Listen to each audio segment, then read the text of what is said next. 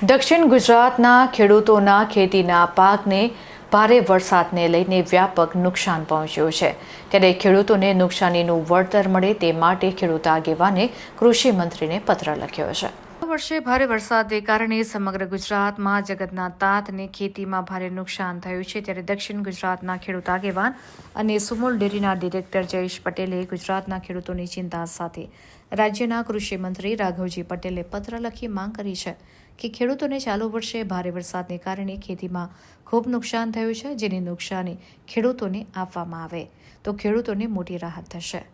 સુરત જિલ્લાની વાત કરીએ તો 1,08,000 હેક્ટરમાં પાકની વાવણી થાય છે। હાલ માત્ર 8,600 હેક્ટરમાં જ પાકની વાવણી થઈ છે, એટલે કે 8% જ વાવણી થઈ છે। આમ પાકની વાવણી જોતા ચાલુ વર્ષે સુરત જિલ્લાના ખેડૂતોને ભારે નુકસાન થયું છે। રાજ્યના કૃષિ મંત્રી ખેતી વિભાગ પાસે સર્વે કરાવી યોગ્ય વળતર ખેડૂતોને આપે તેવી માંગ કરી છે। સરકાર ખેડૂતોની આવક બમણી કરવા માંગે છે, ત્યારે આવા મુસીબતના સમયે સરકારે પણ ખેડૂતો સાથે રહેવું જોઈએ તેવી લાગણી વ્યક્ત કરી હતી।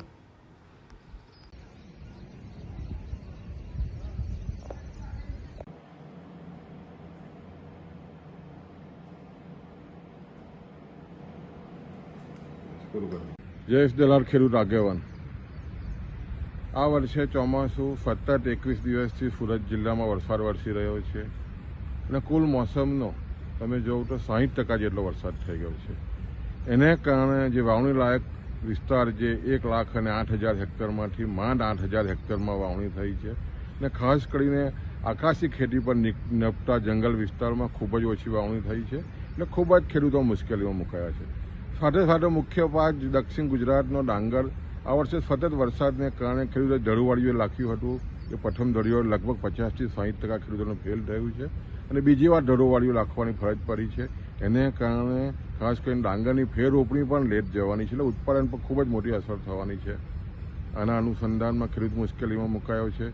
ત્યારે એના અનુસંધાનમાં આદરણીય કૃષિ મંત્રી શ્રી રાઘવજીભાઈ પટેલને મેં પત્ર લખીને રજૂઆત કરી છે કે તાત્કાલિક સર્વે કરીને આ તમામ ખેડૂતો નાના ખેડૂતો છે એને આર્થિક મદદ થાય અને ચોક્કસ મને આશા છે કે આવનારા દિવસોમાં ગુજરાત સરકાર આ દિશાના પ્રયત્ન કરશે।